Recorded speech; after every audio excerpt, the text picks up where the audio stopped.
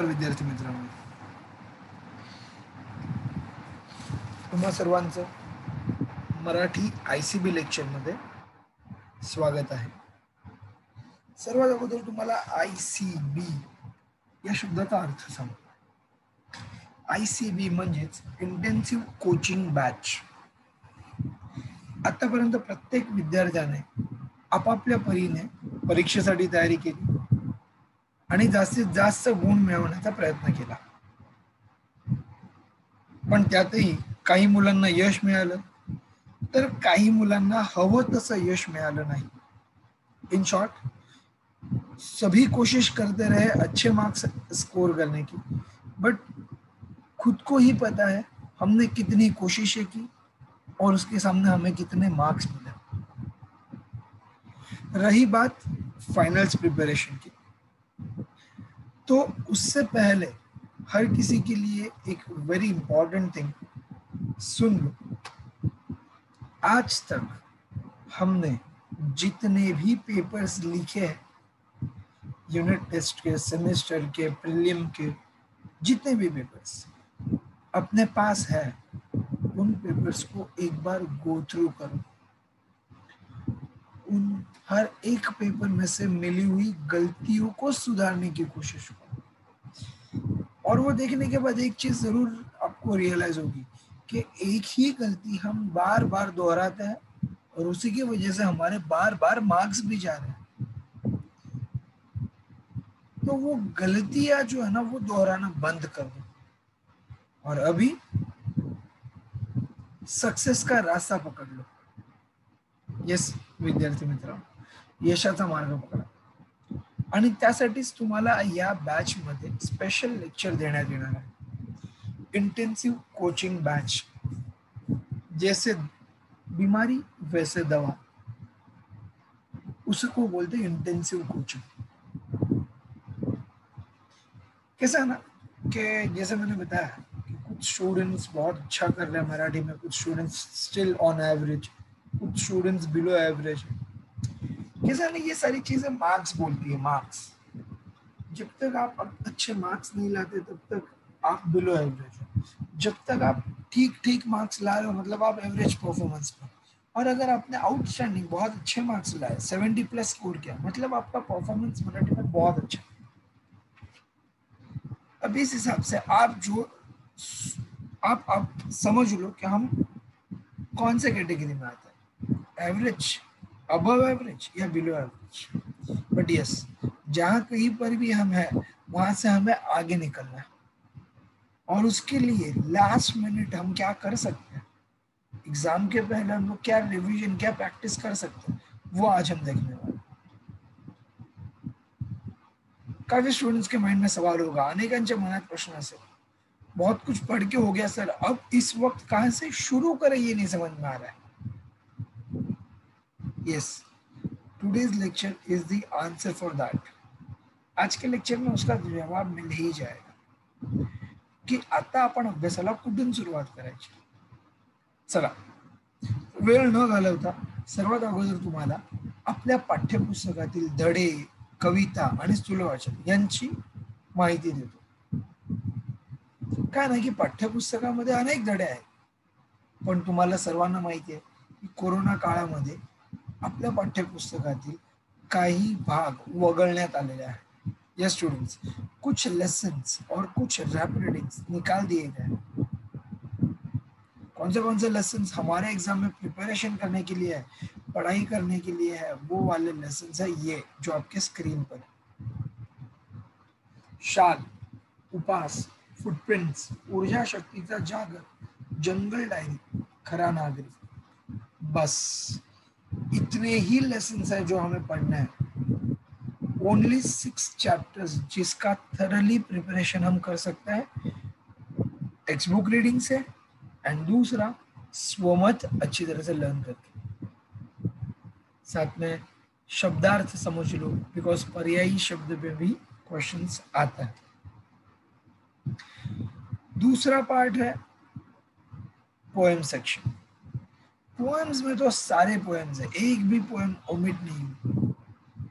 संतवाणी अ, अंकिलामी दास दुदा, संतवाणी आ, योगी सर्व काळ सुखदाता, 2 दिवस औक्षण, रंग मजेचे रंग उदयाचे, हिरवगार झाडासारखं स्वप्न करू साकार. या सर्वच कविता परीक्षेत येणार आहेत, यांचा थरली अभ्यास करून घ्या.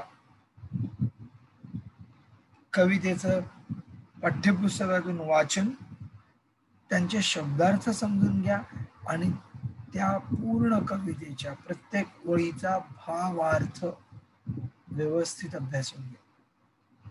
कारण परीक्षेत ब्रीफ आन्सर्स मध्ये अनेक विद्यार्थ्यांचे मार्क्स गेलेले आहेत. And just because of brief answers of poem, we have lost many marks in this. बहुत पीछे आ गए हम Marathi, just because of brief answers. इस बार वो ना हो, इसलिए थरली प्रिपरेशन कर लो. सिर्फ 7 पोएम्स है, अच्छी तरह से बाय हार्ट कर लेना आंसर्स. अब रही बात रॅपिड रीडिंग की, मग स्थूल वाचन मध्ये आहेत एकूण 3 स्थूल वाचन. येस, फर्स्ट इज मोठे होत असलेल्या मुलांना, नेक्स्ट इज जाता असताना, एंड द नेक्स्ट इज व्युत्पत्ती कोश. yes, वो जो थर्ड वाला था ना, जगणं कैक्टस, वो कैक्टस वाला स्टोरी तो पूरा निकल. तो अभी हमारे टेक्स्ट बुक से 3 ही रैपिड रीडिंग है, तीनों में से एक एक क्वेश्चन बोर्ड में आने वाला है और उन तीनों क्वेश्चन में से आपको लिखने हैं any 2 for which you are most confident कि नहीं मुझे ये आता ही है, मैं ये पूरा क्रिएटिव आंसर एंड तक लिख पाऊंगा, वही चॉइस करना. 2 आंसर्स. हा भाग होता धडे, कविता आणि स्थूल वाचन याच्या अभ्यासाचा. आता याचा अभ्यास करायचा कुठून आणि कसा? धड्यांचा अभ्यास मी तुम्हाला सांगितल्याप्रमाणे मास्टर की आहेच, स्वमताचा अभ्यास करण्यासाठी, शब्दार्थांचा अभ्यास करण्यासाठी, वाक्प्रचारांचा अभ्यास करण्यासाठी. त्याचसोबत कविता आहे ना, या कवितेचा अभ्यासही पाठ्यपुस्तकातून होऊ शकतो. त्यासोबत मास्टर की तुमच्या मदतीसाठी आहेच, शब्दार्थ समजून घेण्यासाठी, भावार्थ समजून घेण्यासाठी. त्या व्यतिरिक्त क्रिटिकल अप्रिसिएशन यावर 8 मार्काचा प्रश्न येणार आहे, त्याचाही अभ्यास तुम्ही कवितेचा करून घेऊ शकता मास्टर की मध्ये. आता आहे प्रश्न स्थूल वाचनाचा. स्थूल वाचनावर आधारित जे जे पाठ्यपुस्तकात दिलेले प्रश्न आहेत त्या सर्वांची उत्तरं मास्टर की मध्ये आहेच. राहिली गोष्ट काही एक्स्ट्रा प्रश्नांची, तर त्याचाही अभ्यास तुम्ही करू शकता. अगर आप बुक बैक क्वेश्चन आंसर से तरह हो, आपको आता है, कॉन्फिडेंट हो, देन आप एक्स्ट्रा क्वेश्चंस पढ़ो ना. But first of all star mark और जो बुक बैक है वो प्रिपेयर करके रेडी रहना. ये हुआ टेक्स्ट बुक का preparation. But the thing is that आपने अगर एनालाइज किया ना खुद के लिखे हुए पेपर्स को, then you will come to know कि आपका इस सेक्शन में मार्क्स गया ही नहीं है. ज्यादा मार्क्स जो गया वो है grammar and writing skill. Grammar में बचा क्या है? सिंपल, ग्रामर में एक ही चीज बची, वाक्यांचे प्रकार बदला, वाक्यांचे प्रकार ओळख. बस यही है ग्रामर, वाक्यांचे प्रकार, ट्रांसफॉर्मेशन ऑफ सेंटेंसेस और आइडेंटिफाई द सेंटेंस. अब ये जो ट्रांसफॉर्मेशन ऑफ सेंटेंसेस है, इसके रूल्स तो आपको अच्छी तरह से पता है और अकॉर्डिंगली यहाँ पर कुछ सेंटेंस आएंगे, उसके आंसर्स आपको देना. ठीक है, करते हैं शुरू. त्या मानाने बिल भरमसाठ होते, हे वाक्य उद्गारार्थी करायचं. त्या मानाने बिल भरमसाठ होते, तो बहुत ज्यादा बिल आ गया. इसको एक्सक्लेमेटरी सेंटेंस करने के लिए पहले पहचानो दिया हुआ सेंटेंस कौन से फॉर्म में. दिलेलं वाक्य विधानार्थी आहे, वो समझ में आता उसके क्रियापद से, आणि त्याला बदलायचं आपल्याला उद्गारार्थी वाक्य. उद्गारार्थी वाक्य करत असताना नियम काय आहे, रूल क्या है, तो सेंटेंस में किती होना चाहिए और सेंटेंस के एंड में होना चाहिए एक्सक्लेमेशन मार्क। किती से तो स्टेटमेंट शुरू करना है, बट किती ऐसा वर्ड नहीं है ना जो कहीं पर भी यूज कर सकते हैं, ना ना। सेंटेंस में दिए हुए खूब, भरपूर, भयंकर, अतोनात, अतिशय, ऐसे वर्ड को ही किती से रिप्लेस किया जा सकता है। But in this given statement वैसा कोई भी वर्ड नहीं है जहां पर हम रिप्लेस करके किती लिख सके। बट यस, ऐसे वर्ड की जगह जरूर है जहां पर हम लोग खूब, भरपूर, फार, अतिशय, अतोनात लिख सकते हैं। दिस सेंटेंस इज त्या मानाने बिल भरमसाठ होते, वहां पर आएगा त्या मानाने बिल खूपच होते। तो आंसर आएगा बाप रे केवढे होते बिल त्या मानाने। ऐसे भी लिख सकते हैं किती होते बिल त्या मानाने। ये जो भरमसाठ है ना, भरमसाठ, ये वर्ड को रिप्लेस करना है डायरेक्टली विथ किती या केवड़े। ओके, चलो, तो ये हुआ जस्ट एक एग्जाम्पल। आते हैं दूसरे एग्जाम्पल पे। कोणाला, कोण आम्हाला ठेवून घेतो, विधानार्थी करा। सेंटेंसेस कोण आम्हाला ठेवून घेतो, प्रश्नार्थी है, इसको विधानार्थी करना है। सिंपल, प्रश्नार्थी से विधानार्थी करते हैं, जो रूल्स है वो याद रखना है। सेंटेंस अफर्मेटिव्ह है तो नेगेटिव्ह करो, नेगेटिव्ह है तो अफर्मेटिव्ह करो। दिलेलं वाक्य कोणत्या फॉर्म मध्ये आहे, अफर्मेटिव्ह, होकारार्थी, कारण उसमें नेगेटिव वर्ड तो है ही नहीं। तो उस अफर्मेटिव सेंटेंस को मुझे करना पड़ेगा नेगेटिव। घेतो, इसके अलावा आएगा घेत नाही, ये हो गया नेगेटिव, नाही यूज किया था। एंड कौन, ये वर्ड तो मुझे निकाल देना पड़ेगा बिकॉज वो कौन, ये वर्ड क्वेश्चन फ्रेम करता है। तो मेरा आंसर बनेगा आम्हाला कोणीही ठेवून घेत नाही। आंसर आएगा आम्हाला कोणीही ठेवून घेत नाही। कौन को रिप्लेस करके मैंने बना दिया कोणी, और घेतों को नेगेटिव बना दिया घेत नाही। ये दो चीजें याद रखनी है, विधानार्थी और प्रश्नार्थी में चेंज कर दिया। बघूया आपण तिसरं वाक्य। तुम्ही आंतरराष्ट्रीय कीर्तीचे चित्रकार आहात, आज्ञार्थी वाक्य करा। आप तो इंटरनेशनल लेवल के आर्टिस्ट हो। ये तो सिंपल सेंटेंस हुआ, बट इंपेरेटिव बनाने के लिए हमें उसको बनो ये बोलना पड़ेगा।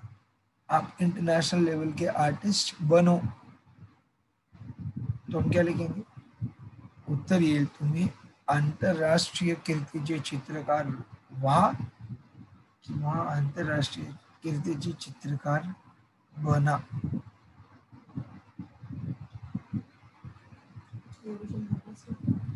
अब ये जो है ना, वाह या तो बना, दोनों भी क्रियापद का मतलब एक ही है, इसलिए ऑप्शन में दिया हुआ। आता है फोर्थ स्टेटमेंट पर। पण मी अडाणी, त्यावर काय बोलणार, विधानार्थी करा। सिंपल आहे वाक्य, मी अडाणी त्यावर काय बोलणार, क्रियापद इज बोलणार, इट्स अफर्मेटिव क्रियापद, मुझे करना उसको नेगेटिव। बोलणार का हो जाएगा बोलणार नाही, और काय से बन जाएगा काहीही। And this sentence will be पण मी अडाणी त्यावर काहीही बोलणार नाही, ये रहेगा। या तो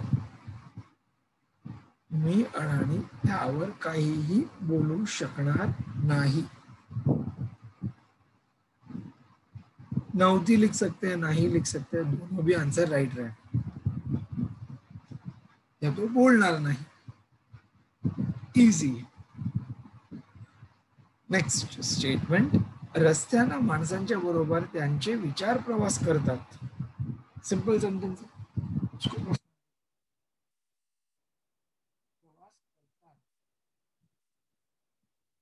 नेगेटिव करना है, प्रवास करत नाही, बट प्रश्नार्थी भी तो बना ना, चलो क्रियापद को मैंने चेंज कर दिया, करता से कर दिया, करत नहीं, नेगेटिव हो गया, बट क्वेश्चन भी तो ऐड करना चाहिए।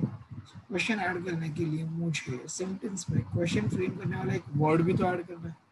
अँड द आन्सर इज ख्रिस्त्याना माणसांच्या बरोबर त्यांचे विचार प्रवास नाही का, त्यांचे विचार प्रवास करत नाही का। ये हो गया सिंपल सेंटेंस, मतलब प्रश्नार्थी वाक्य। एक्चुअली इझीएस्ट प्रोसेस वैसे मुझे बताना। चला 5 वाक्य आपण बघितली आणि 5ही वाक्यांची उत्तर आपण शोधली। पुढील वाक्य ही त्याच पद्धतीने फटाफट आपण उत्तर पाहून घेऊ। माझं मन या ऋतूमधल्या नव्या वळणाबरोबर अतिशय चैतन्यमय झालं आहे। उद्गारार्थी करा। वाक्य येईल माझं मन या ऋतूमधल्या नव्या वळणाबरोबर अतिशय चैतन्यमय झाला है। तो अतिशय को रिप्लेस करेंगे विथ किती, आंसर आएगा किती चैतन्यमय झालं आहे माझं मन या ऋतूमधल्या नव्या वळणाबरोबर। बस इसमें किती और एक्सक्लेमेशन मार्क ये याद रखने का, बस ये ज्यादा जरूरी। स्टार्टिंग में आएगा किती तो एंड में आएगा एक्सक्लेमेशन मार्क व्हाइल फ्रेमिंग उद्गारार्थी वाक्य। 7th, माणूस हीच जात हाच धर्म हीच ओळख पुरेशी नाही का। विधानार्थी वाक्य।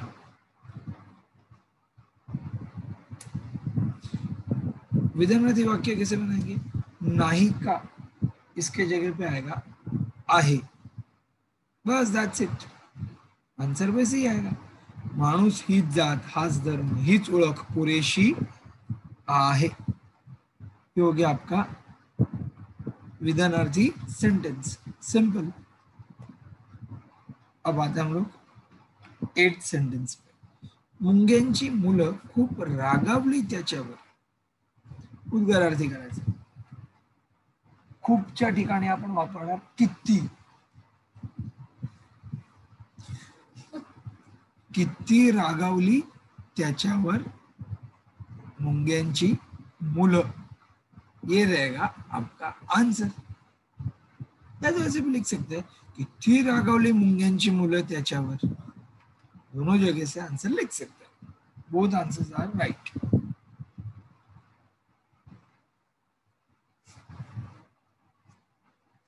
हाँ मैंने बताया वैसे किती आणि उद्गार चिन्ह आवश्यक आहे। कमिंग टू सेंटेन्स 9, गल्लीतल्याने कधीही एकही सण चुकवला नाही, प्रश्नार्थी करायचं। गल्लीतल्याने कधी एकही सण चुकवला आहे का, गल्लीतल्याने कधीही एकही सण चुकवला आहे का। नाहीच्या ठिकाणी आहे आणि प्रश्न तयार करण्यासाठी आपण वापरणार का। त्याच पद्धतीने आपण 10वं वाक्य बघून घेऊया। या दुःखाची तीव्रता कशी कमी करता येईल, आज्ञार्थी वाक्य करा। या दुःखाची तीव्रता कमी करा, this will be the imperative sentence. या दुःखाची तीव्रता कमी करा। चला अशा पद्धतीने मी वेगवेगळ्या प्रकारच्या वाक्यांचे प्रकार, वाक्य परिवर्तन करून दाखवले। आपण पुढे येऊया एक अशा प्रश्नावर लेखन विभागात जिथे सराव जास्तीत जास्त झाला तर चांगले गुण मिळतील, फुल मार्क्स मिळू शकतात 6 पैकी 6। पण जर सराव झालेला नसेल तर तुमचे गुण जाण्याचे चान्सेस आहे। तो प्रश्न म्हणजेच पत्र लेखन।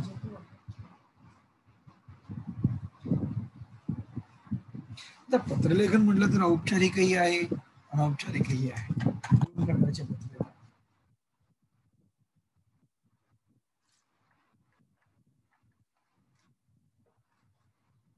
त्यापैकी आपण आज औपचारिक बघून घेऊया। औपचारिक पत्राचे मुख्य भाग।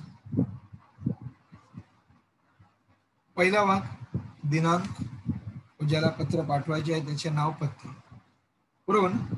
स्टार्टिंग होता है डेट, डेट के बाद आता है प्रति, प्रति के बाद आता है रिसीवर्स नेम एंड एड्रेस, उसके बाद रहेगा विषय, नंतर येणार मायना, माननीय महोदय सप्रेम नमस्कार, सैल्यूटेशन, देन आएगा मेन सब्जेक्ट का शुरुआत,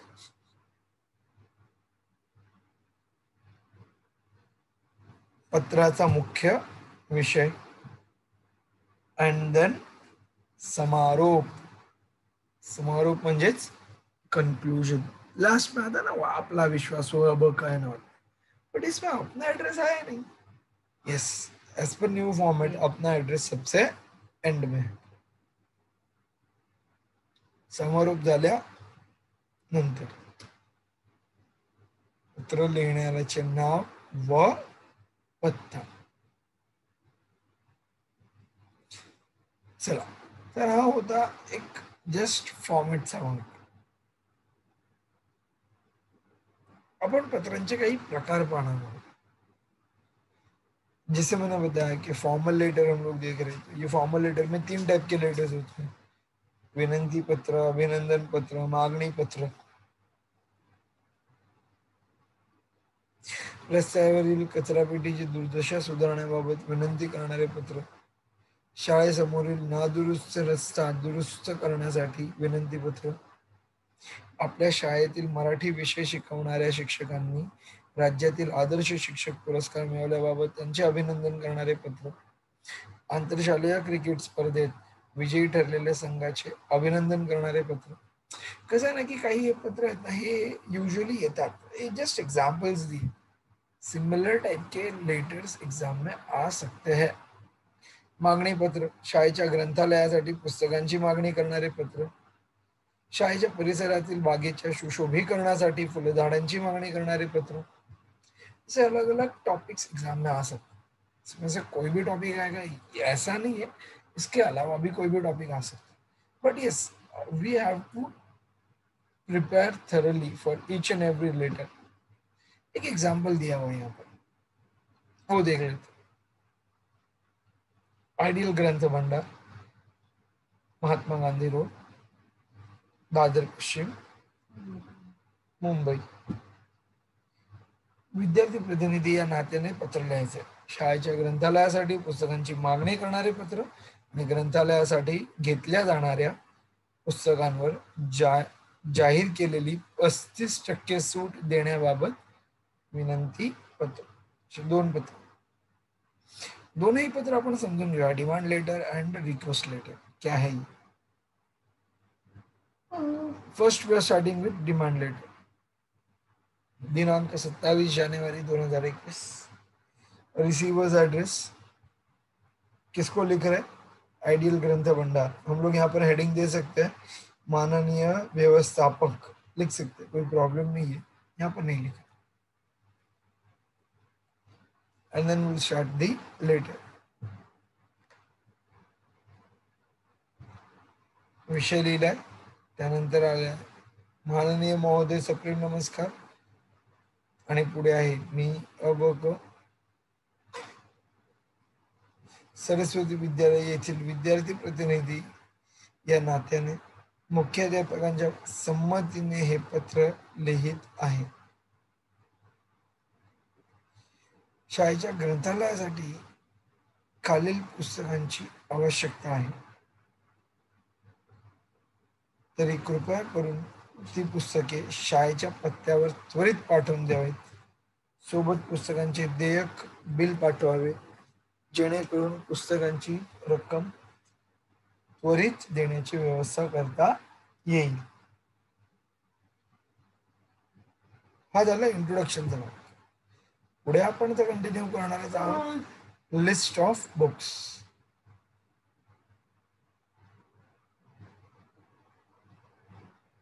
लिस्ट ऑफ बुक्स आपके सामने.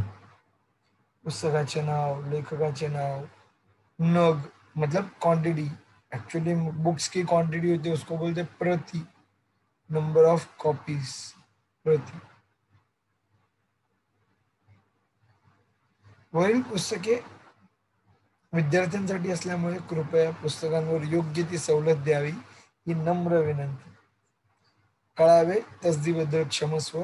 आपला विश्वासू अबक विद्यार्थी प्रतिनिधी सरस्वती विद्यालय जोगेश्वरी पश्चिम मुंबई.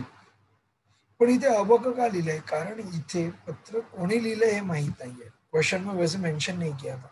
सो अबक if it is mention in the question so and so person है जो लेटर लिख रहा है उसका नाम है तो हमें उसका नाम यहाँ पर लिखना पड़ेगा.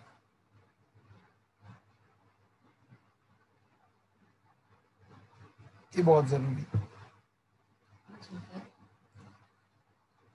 अब कैसा है ना कि ये तो एक जस्ट डिमांड लेटर था जो मैंने बता दिया.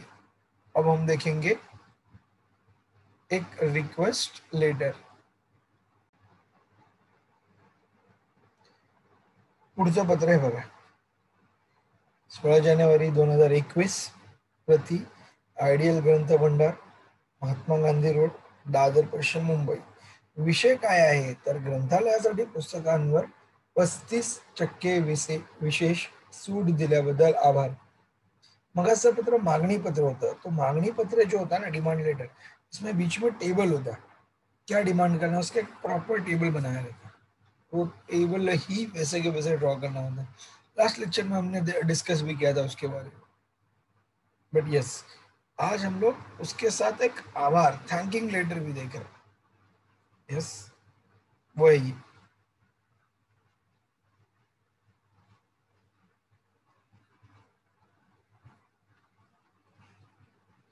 मी सरस्वती विद्यालय या शाळेतील विद्यार्थी प्रतिनिधी असून त्या नात्याने मुख्याध्यापकांच्या संमतीने हे पत्र लिहित आहे. अगर आप स्कूल को रिप्रेजेंट कर रहे हो तो ये कॉमन लाइन है जो हमेशा हर एक लेटर में होती. आपण विद्यार्थ्यांसाठी विकत घेतल्या जाणाऱ्या पुस्तकांवर 35% एवढी सवलत देत आहात. या उपक्रमाबद्दल आपले मनापासून आभार. या उपक्रमामुळे अनेक विद्यार्थ्यांना अनेक ग्रंथालयांना खूप सारी पुस्तके खरेदी करता येतील. विद्यार्थ्यांना सुद्धा त्यामुळे अनेक पुस्तके वाचायला मिळतील. साहित्य वाचनाची गोडी लागेल. पुन्हा एकदा आपले मनपूर्वक आभार. कळावे तसदीबद्दल क्षमस्व. आपला विश्वासू अबक विद्यार्थी प्रतिनिधी सरस्वती विद्यालय जोगेश्वरी पश्चिम मुंबई. कसं आहे ना की हे जे पत्र आहे ना हे पत्र एकदम सोप्या पद्धतीने मांडलेलं आहे. पण ह्या पत्राचा कंटेंट एकाच पत्राचा कंटेंट वाचून तुमच्या लक्षात नाही येणार. अशा प्रकारचे वेगवेगळे पत्र तुम्ही वाचत राहा आणि त्यातून इथून तिथून मिळवलेला कंटेंट एकत्र प्रेझेंट करा आणि तुमचं स्वतःचं एक वेगळं पत्र तयार करा ज्यासाठी पेपर करेक्टर गुण देणार आहे. कंटेंट सिंपल असला तरी तो मांडायचा कसा हे आपल्याला कळलं पाहिजे. कारण मी म्हणेन मला ही भाषा येते मला ती भाषा येते पण जोपर्यंत मला लिहिता येत नाही तोपर्यंत त्या भाषेत मला गुण मिळणार नाही. म्हणून मराठी भाषा ही फक्त येते म्हणून चालणार नाही तर ती भाषा लिहायला आली पाहिजे आणि त्यासाठी तुम्हाला सराव करणं आवश्यक आहे. आता याच पत्रलेखनासोबत एक प्रश्न ऑप्शनलाही येतो तो म्हणजेच सारांश लेखनाचा. सारांश लेखन 6 मार्क पत्रलेखन 6 मार्क दोनपैकी कुठलाही एक प्रश्न अटेम्प्ट करा असं सांगितलेलं असतं. त्यातही दुसरा प्रश्न एका अनसीन पॅराग्राफ मधला असतो आणि त्यातही तुम्हाला 4 प्रश्न विचारलेले आहेत. त्या 4 प्रश्नांची योग्य उत्तरे देताना तुम्ही हा पॅराग्राफ वाचा असेलच तर तुम्हाला सारांश लेखन लिहिताना जास्त जड जाणार नाही. पण जास्तीत जास्त मुलं पत्रलेखन लिहितात कारण त्यांना लहानपणापासून सवय झालेली आहे पत्रलेखनाची. हा ऑप्शन कमी वेळा मुलांकडे असतो सारांश लेखनाचा.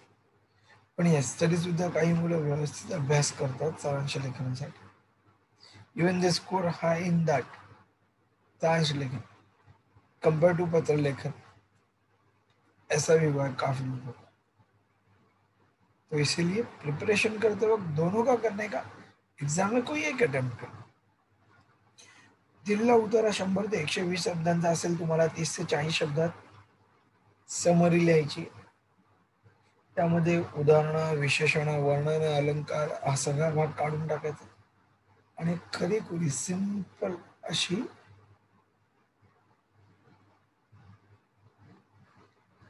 असा हा तुमचा सारांश असेल, एकदम सिंपल, 30 ते 40 शब्द, 5 ते 6 ओळींचा, दॅट्स इट. अच्छा, या सारांश लेखनासाठी एक उदाहरण तुमच्या समोर आहे. हा उदाहरण: नागपंचमीला घरादारासह सारे अंगण भल्या पहाटेच सारवले जाते. भिंतीवर एक मोठा चौकोनचा रंग हाताच्या बोटांनीच नाक काढला जातो. पांढऱ्या चुनाचे आणि काजळाचे काळे टिपके त्यावर वेकले जातात. बालपणी या नागाच्या जीवांचीही भीती वाटायची. त्या इतक्या सजीव भासत होत्या. त्याच नागोबाला पाहण्यासाठी अधाडा वाहण्यासाठी अधाडा आणि हरळी ढुंडून जाऊन आणायची. त्यानंतर घराघरात नागोबाची पूजा व्हायची. चिखलाचा एक मोठा नाग गावाबाहेर केलेला असतोच. घरातल्या नागोबाची पूजा झाल्यानंतर साऱ्या गावातल्या बायका त्या नागोबाला पुजतात आणि माहेर वाशिणीचे हे 2-4 दिवस का आनंदात निघाल्यावर श्रावणातल्या ऊन चावल्यासारखे चटकन निघून जातात. नागपंचमीला काही वाटायचं नाही, करायचं नाही, चिरायचं नाही, काही नाही. ही लोकधारणा आजही खेड्यापाड्यांमध्ये आढळते. आता हा झाला भाग उतारायचा. Nagpanchami is the central idea of this paragraph. तुम्हाला त्यासोबत सारांश लिहायचा. मग 4 ओळींचाच फक्त लिहून चालणार नाही. आपल्याला 5 ते 6 ओळींमध्ये हा सारांश लिहायचा. लिहित असताना हे लक्षात ठेवा की कुठेही आत दिलेला कंटेंट, म्हणजे उतार्यात दिलेला कंटेंट, तो ॲज इट इज कॉपी करायचा नाही. First line and last line याचा कॉन्सेप्ट समजून तुम्ही सारांश लेखन लिहू शकतो. पण येस, फर्स्ट लाईन आणि लास्ट लाईनचा कॉन्सेप्ट समजला तरी पूर्ण स्टोरी तुम्हाला 2-3 वेळा वाचावी लागणार. त्या हिशोबाने सारांश लिहावं लागेल. नागपंचमीला पहाटे सारे घर अंगण सारवले जाते. यावेळी भिंतीवर एका सारवलेल्या चौकोनात चुना व काजळाचा वापर करून नाग काढला जातो. त्याची अधाडा आणि हरळीने पूजा केली जाते. गावाबाहेर तयार केलेल्या चिखलाच्या नागाची सर्व स्त्रिया पूजा करतात आणि स्त्रियांच्या जीवनातील असे सुखाचे दिवस लवकरच संपून जातात.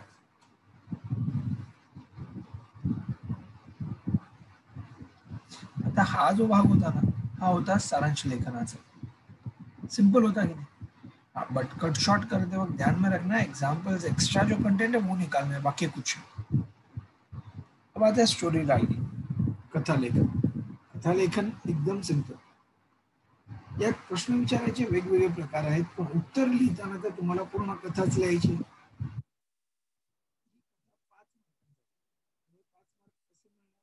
शीर्षक, कथा आणि तात्पर्य असे हे 5 मार्क. म्हणजे 1 मार्क असेल शीर्षकासाठी, तर 3 मार्क असेल कथेसाठी, तर 1 मार्क असेल तात्पर्यासाठी. पण यू डोंट थिंक दिस कि मैं सिर्फ एक्सरसाइज करके आया, मतलब मैंने सिर्फ प्रैक्टिस किया थोड़ा सा और स्टोरी लिखा, इंट्रोडक्शन लिखा तो मुझे मार्क्स मिल जाएंगे तात्पर्य के और शीर्षक के. ऐसा नहीं है. आपको पूरा स्टोरी लिखना, वही शीर्षक और तात्पर्य के मार्क्स मिलेंगे, नहीं तो नहीं मिलेगा. म्हणजे स्टोरी जर कंटेंटफुल असेल तर तुम्हाला पूर्ण 5 गुणही मिळू शकतात. तर त्यात काही शब्द चुका आहेत तर 4-4.5 गुण मिळतात. जास्त चुका आहेत तर मात्र स्कोर करणं कठीण होतं.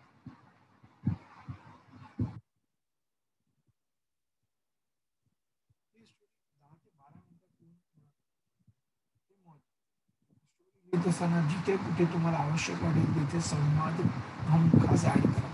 रिवीजन के लिए बता रहा हूँ, बिकॉज अभी तक चेक किए हुए पेपर्स में ज़्यादातर मिस्टेक्स यही दिखी है कि स्टोरी में पंक्चुएशंस नहीं है और उसके वजह से मार्क्स गए हैं।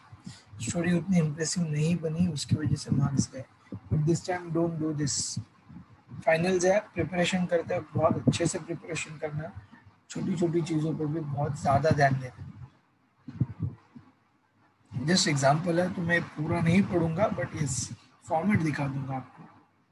फर्स्ट पैराग्राफ, फर्स्ट 2 पॉइंट्स रहेंगे, सेकंड पैराग्राफ में next 3 points, fourth paragraph, third paragraph में आगे के 2 पॉइंट्स, एंड लास्ट पैराग्राफ में लास्ट 2 पॉइंट्स। अशा पद्धतीने आपण जस्ट अगोदर आउटलाइन बनवून घेऊया। अगर पॉइंट्स दिए 10-12 पॉइंट स्टोरी के लिए, तो हम लोग पहले एक आउटलाइन बना लेंगे, अकॉर्डिंगली हम लोग लिखना शुरू करेंगे। और जो लिखना हम लोग शुरू करेंगे निबंध स्टोरी में, वो कंटेंट क्रिएटिव होना चाहिए और सस्पेंस क्रिएट करने वाला होना चाहिए, बिकॉज हर एक स्टोरी के एंड में वो सस्पेंस रिवील होता है, स्टार्टिंग में नहीं। तो स्टोरी उतनी इंटरेस्टिंग और उतनी पावरफुल बनानी चाहिए। लेट्स सी, एक एग्जांपल आपके सामने है। रामपूर गावामध्ये महादेव नावाचा एक लोभी माणूस राहत होता। त्याच्याजवळ असणाऱ्या संपत्तीवर तो समाधानी नव्हता, त्याला आणखी संपत्ती हवी होती, त्यासाठी तो देवाची तपश्चर्या करू लागला। आता ही सर्व झाली त्या स्टोरीचा इंट्रोडक्शनचा भाग। त्यानंतर स्टोरी कंटिन्यू झाली आहे, तो घोर तपश्चर्या, त्याची घोर तपश्चर्या पाहून परमेश्वर त्याच्यावर प्रसन्न झाले आणि त्याच्या समोर प्रकट होऊन त्याला वर दिला, महादेव तुझी तपश्चर्या पाहून मी तुझ्यावर प्रसन्न झालो आहे, आता सूर्योदय होत आहे, सूर्य मावळेपर्यंत तू जितका पळून परत येशील इतकी जमीन तुझी। आणि तो पळतच राहतो आणि शेवटी पाय दुखू लागतात, धाप लागते, पाणीही पीत नाही आणि असाच तो धावत राहतो आणि एकीकडे पडतो, कोसळतो। शेवटी धावता तो पडूनच गेला, उभा राहिलाच नाही, त्याचा अंत झाला। या जमिनीसाठी तो धावत होता, जमीन मात्र तशीच राहिली आणि जो धावत होता त्याचं जीवन मात्र संपून गेलं। अति लोभीपणाचा नेहमी सर्वनाशच होतो। म्हणजेच काय, कुठे ना कुठेतरी लोभ झाला, लालच वाढलं तर नुकसान कोणाचं ना कोणाचं तरी होणार। हे त्या स्टोरीचा एक महत्वाचा भाग होता, मध्यवर्ती कल्पना होती, जी आपण आता पाहिली। ही दुसरी स्टोरी आहे जिथे तुम्हाला अपूर्ण कथा पूर्ण करा म्हणून सांगतात। इजी असते ती स्टोरी, फक्त तुम्हाला टाइटल शोधता आला पाहिजे। स्टोरी में टाइटल समझ में आना चाहिए। स्टोरी में टाइटल ढूंढने के लिए आपको सबसे पहले कैरेक्टर्स को पकड़ के ही टाइटल बनाना, ये ध्यान में रखना, नहीं तो कैरेक्टर की कैरेक्टरिस्टिक पे आपको टाइटल बनाना। ये दो एक ऑप्शन होते हैं और बहुत अच्छी तरह से अट्रैक्टिव टाइटल इस पर बन सकते हैं। मॉरल जो होता है ना, वो होना चाहिए एक्सप्लेनेटरी, इन डिटेल, 1-2 लाइन का अच्छी तरह से एक्सप्लेनेटरी, ठीक है, किसी को भी इजीली समझ में आए कि इस स्टोरी में ये दिया था। इसीलिए third type of story, 4 words दे देंगे, उसमें से स्टोरी फ्रेम करो, और बहुत इजी वर्ड्स होते हैं। बट यस, इसके लिए पूरा स्टोरी स्टार्ट टू एंड आपको फ्रेम करना है। इंट्रोडक्शन में क्या लिखना है, सेकंड पैराग्राफ में क्या लिखना है, थर्ड पैराग्राफ में क्या लिखना है, सारी चीजें आपको डिसाइड करना है। सजेशन, जहां जहां पर आप ये वर्ड्स यूज करोगे वहां पर आपको अंडरलाइन करना जरुरी है, पेन से, म्हणजे पेपर करेक्टरला कळेल की आपण या शब्दांचा वापर पूर्ण पेपरमध्ये, पूर्ण कथेमध्ये केलेला आहे। Coming to next topic, that is जाहिरात लेखन। It is very easy to draw and easy to answer actually. जाहिरात लेखनमध्ये 5 गुण मिळणार आहेत आणि हा प्रश्न तुम्हाला विचारला जाईल 5 गुणांसाठी. वेळ आहे 8 ते 10 मिनिट.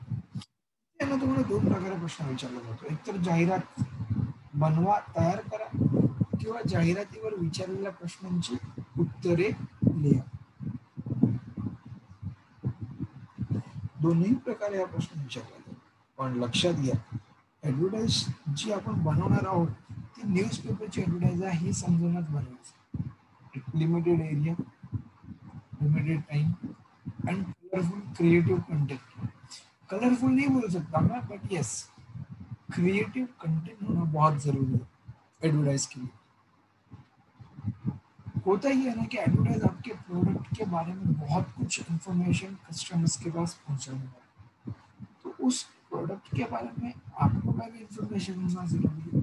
तो आप ये प्रोडक्ट मार्केट में ला सकते हो, बट हमें उस प्रोडक्ट के बारे में कितना और क्या पता है ये हम लोगों को घर घर जाके तो नहीं बताएंगे.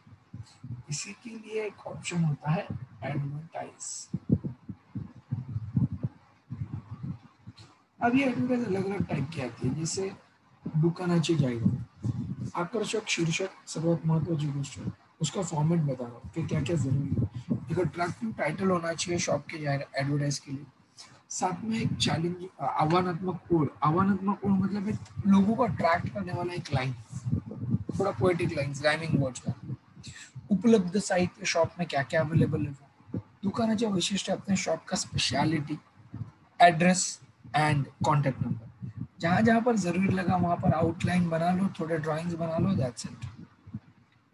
वस्तूची जाहिरात, advertise of a product. Advertise बनाते वक्त सबसे पहले आएगा टाइटल, वस्तूचं नाव, ग्राहकांना आकर्षित करणारी ओळ. ग्राहकांना आकर्षित करणारी ओळ मतलब इस कस्टमर को अट्रैक्ट कर रहा है ऐसा कुछ पोएटिक लाइन. ग्राहक, वस्तूचे वैशिष्ट्य, वस्तूची price and yes availability at all shops. म्हणून आपण मराठीत लिहिणार सर्वत्र उपलब्ध. अगर कोई मेडिसिन है या हेयर ऑयल वगैरह तो हम लोग लिखेंगे सर्वच औषधांच्या दुकानात उपलब्ध. ये हो गया वस्तूची जाहिरात. आणि तिसरा प्रकार आहे जाहिरातमध्ये तो म्हणजेच कार्यक्रम, शिबिर, शिकवणी वर्ग इत्यादींची जाहिरात. कोई प्रोग्राम है, कोई कार्यक्रम है या कोई क्लास वगैरह है, योगा क्लास होता है वगैरह, तो उसका ये एडवर्टाइज करते वक्त फॉर्मेट ऐसा रहेगा.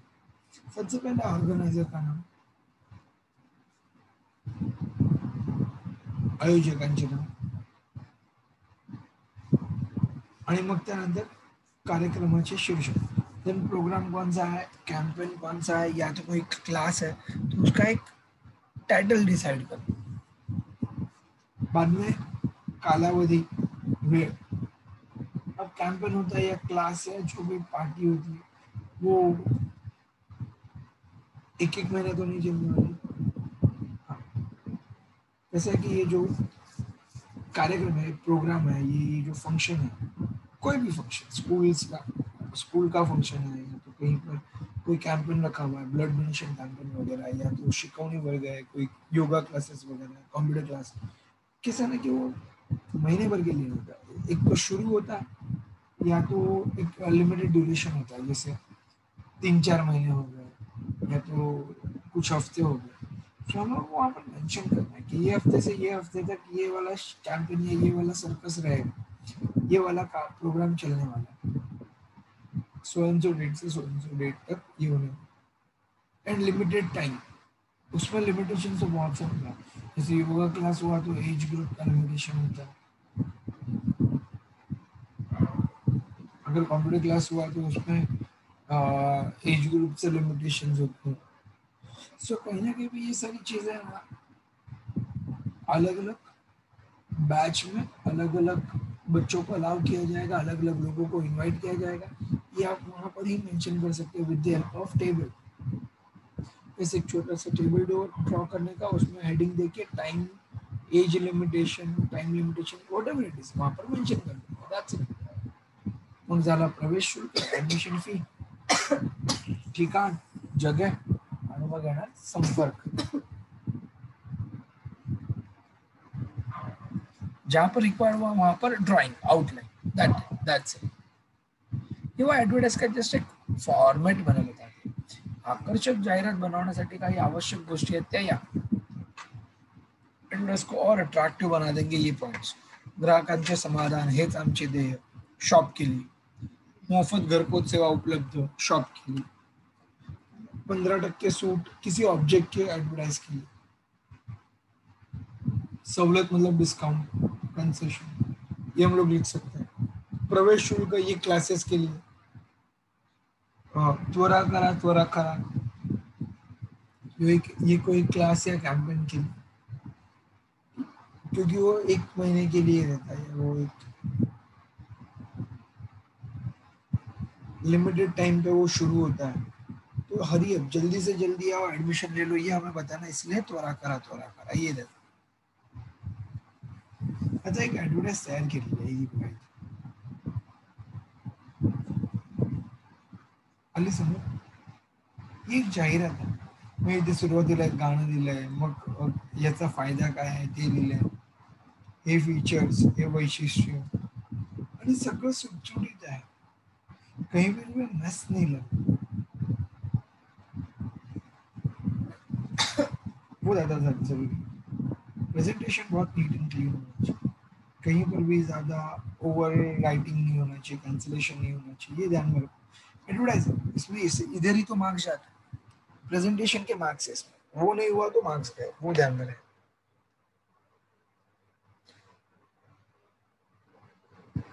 आता ही जाहिरात, त्याच्यावर जर तुम्हाला प्रश्न विचारले जातील और जो भी क्वेश्चन पूछे उन सभी क्वेश्चन के आंसर्स आपको एडवर्टाइज के अंदर ही मिलेंगे।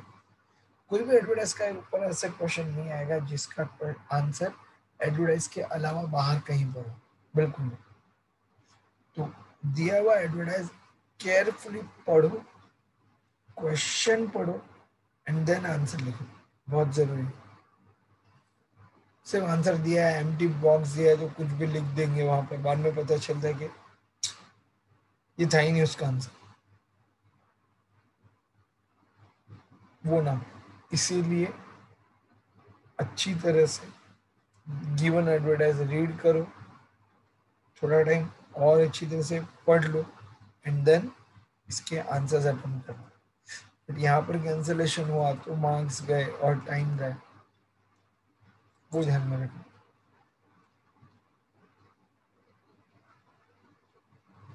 नेक्स्ट इज बातमी लेखन, बिकॉज जाहिरात, बातमी, कथा ये सब ऑप्शन में ही है। बातमी लेखन के बारे में देख लें। बातमी लेखन म्हणजेच काय, न्यूज रिपोर्ट रायटिंग, ये दो टाइप में आता है। एक तर दैनंदिन घटनेवर आधारित बातमी लेखन और दूसरा शालेय घटनेवर, शालेय कार्यक्रमावर आधारित बातमी लेखन। इसमें हमें ज्यादातर मार्क्स जाते हैं, क्यों है पता है? बिकॉज इसका प्रैक्टिस ही नहीं किया आपने। I want you all to practice more and more for writing skill special, तब जाके स्कोर हो पाएगा ना। आईसीबी में हमारा सिलेक्शन हुआ है, आईसीबी में से हमें और आगे वाले आईसीबी में जाना है, ज्यादा से ज्यादा स्कोर करना है, इसलिए तो हम लोग ये लेक्चर अटेंड कर रहे हैं। सो ज्यादा से ज्यादा स्कोर तब कर पाएंगे तब जब सिर्फ सुनेंगे, तब नहीं, हम ये सुन के इम्प्लीमेंट करेंगे। मैं बोल रहा हूँ वो सुनेंगे और इम्प्लीमेंट करेंगे, प्रैक्टिस करना शुरू करेंगे, तब जाके मार्क्स बढ़ेंगे। बातमी लेखनासाठी विचारल्या जाणाऱ्या प्रश्नांनुसार बातमीचे मुख्यतः 2 प्रकार होतात। कोणकोणते 2 प्रकार ते मी तुम्हाला सांगितलं। एक प्रकार दैनंदिन घटनेवर, रूटीन लाइफ पे डिपेंडेंट होता, और दूसरा स्कूल का प्रोग्राम होता है, इवेंट्स, उसके ऊपर कुछ न्यूज रिपोर्ट राइटिंग होती है। फॉर्मेट थोड़ा सा डिफरेंट है बस, बाकी कुछ नहीं। अगर रूटीन लाइफ पे कोई आया, रोजमर्रा की जिंदगी का कोई एक्सीडेंट या कोई कुछ ऐसा ही रिपोर्ट बनाना है, तो फर्स्ट पैराग्राफ में रहेगा स्थल, काल, उपस्थित व्यक्ति, प्लेस, वक्त और present person, and second paragraph में उसे को इलॅबोरेट करके लिखना, सविस्तर माहिती द्यायची, एकदम डिटेल में लिखना। इतरांवरील प्रभाव, दूसरे इसके बारे में क्या सोच रहे थे, दूसरों का इसके बारे में क्या मत, ओपिनियन।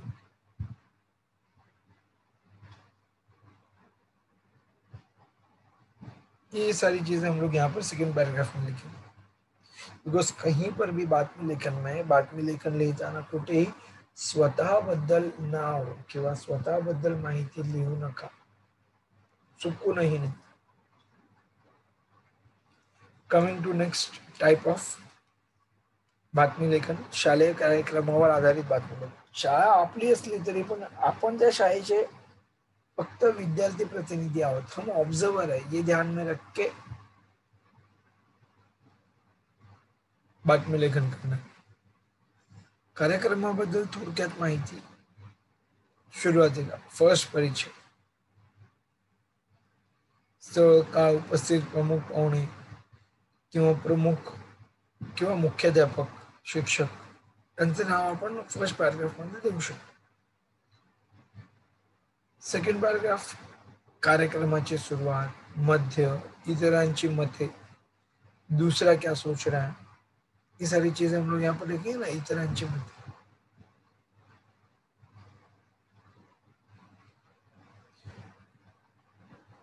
एंड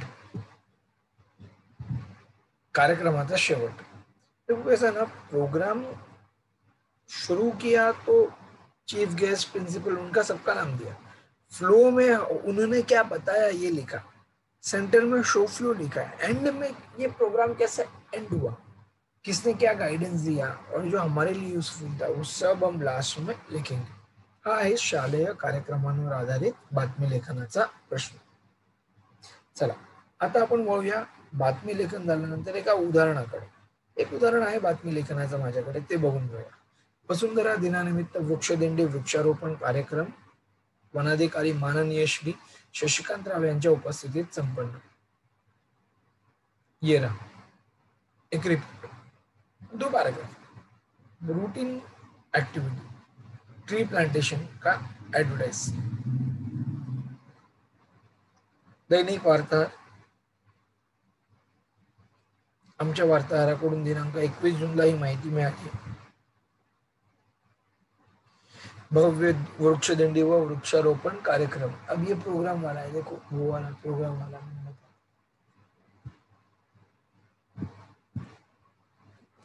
वसई येथील राजमाता ताराराणी विद्यालयाच्या वतीने काल दिनांक 20 जून रोजी जागतिक मुख्य वनाधिकारी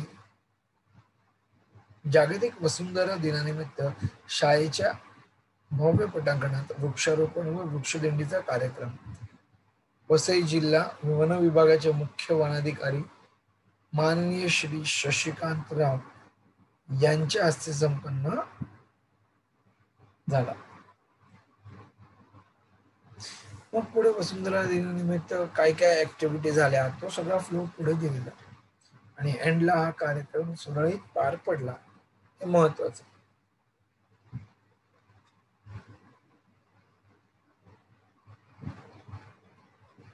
आता भाग आला निबंध लेखनाचा. बातमी लेखन, कथा लेखन, जाहिरात लेखन यापैकी कोणतेही 2 ऑप्शन सिलेक्ट करायचे आणि ते व्यवस्थित अभ्यासायचे. त्यापैकी तुम्हाला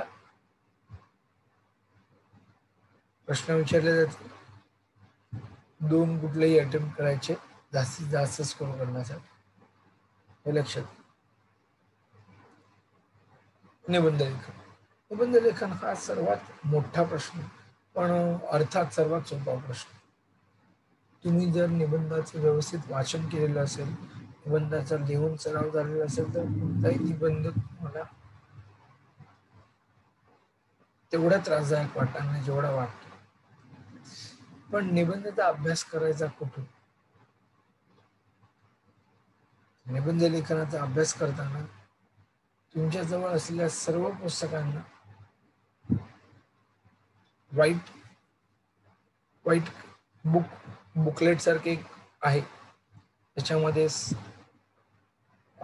अनेक निबंध दिलेले आहेत. ते नसतील तर तुम्ही कोणतंही एक रेफरन्स बुक घ्या, त्यामध्ये निबंध असतील, त्याचं वाचन करा. पण निबंधाचं वाचन फार महत्वाचं आहे. वोकॅब्युलरी स्ट्रॉंग झाली पाहिजे. वोकॅब्युलरी स्ट्रॉंग झाली तरच तुम्ही निबंध लिहू शकता. यामध्ये प्रसंग वर्णन आहे, कोणताही एक घटना प्रसंग दिलेली असेल त्याचं वर्णन करायचं आहे. यामध्ये वैचारिक निबंध आयडिओलॉजिकल आहे, त्याच्यामध्ये एक कल्पना दिलेली असते, एक विचार दिलेला असतो आणि त्यावर तुमचं मत काय ते विचारलेलं असतं. और तीसरा आत्मकथनात्मक ऑटोबायोग्राफी। वो भी निबंध लिखते वक्त बहुत इंपॉर्टेंट चीज है जो ध्यान में रखने, वो मतलब content, creativity and length. Content खूप स्ट्रॉंग असला पाहिजे, क्रिएटिव्ह असला पाहिजे आणि त्याची लेंथ मोर देन 2 पेजेस. हे लक्षात घ्या, मोर देन 2 पेजेस. तब जाके निबंध पूरा 8 मार्क का कंसिडर हो. यस स्टूडेंट्स, 8 मार्क का ये निबंध पूरा 2.5 पेज लिखेंगे तो ही कंसिडर होगा. तो 2.5 पेज मतलब लिखना क्या क्या, तो निबंध का एक फ्लो है. फ्लो समझ लेंगे ना तो आप लिख पाओगे निबंध. और वो फ्लो समझने के लिए आपको अलग अलग निबंध पढ़ने पड़ेंगे और पढ़ के वो निबंध लिखने भी पड़ेंगे. Yes students, there is no second option for निबंध लेखन. पढ़ना ही है, लिखना ही है. That is the only thing which can save you and give you more and more marks in writing skill. चला, तर आतापर्यंत आपण पूर्ण आजच्या लेक्चरमध्ये प्रत्येक गोष्टीचं जरा जरा रिव्हिजन करून घेतलं, उजळणी करून घेतली. आयसीबी मध्ये आपल्याला जास्तीत जास्त गुण मिळवण्यासाठी सर्वात महत्त्वाची गोष्ट आहे, ज्या छोट्या छोट्या चुका होत आहेत त्या चुका बाजूला काढून पुन्हा प्रयत्न केला पाहिजे. माझं एक मत आहे, प्रत्येक विद्यार्थ्याने परीक्षेच्या अगोदर स्वतःच्या सरावासाठी वेगवेगळे 3 पेपर सोडवून ठेवावे आणि स्वतः एकदा तपासून पाहावे. त्यातून तुम्हाला स्वतःला आयडिया येईल की मराठीमध्ये आपण किती इम्प्रूव्ह करतो. बट एक साथ एक ही पेपर सॉल्व करना, दैट विल बी रॉन्ग. एक साथ एक से ज्यादा पेपर प्रैक्टिस करना ये अच्छा रहेगा. और प्रैक्टिस करके उसके ऊपर करेक्शन करके, चेकिंग करके फिर से दूसरा पेपर लेना ये अच्छा रहा.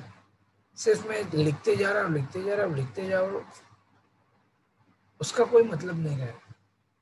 अब एक पेपर सुबह करो तो दूसरा पेपर शाम को करो, बट बीच में जो टाइम है उसमें वो रीचेक करो पेपर में क्या प्रॉब्लम है, कहाँ पर मिस्टेक हो रही है. शाम के पेपर में मिस्टेक नहीं होनी चाहिए, ये ध्यान में रखो, बहुत जरूरी. ओके, सो आज हम यहाँ पर ही रुक जाएंगे. ऑल द बेस्ट स्टूडेंट्स, बहुत अच्छा स्कोर करना और बहुत ज़्यादा प्रैक्टिस करना. Okay, thank you, thank you.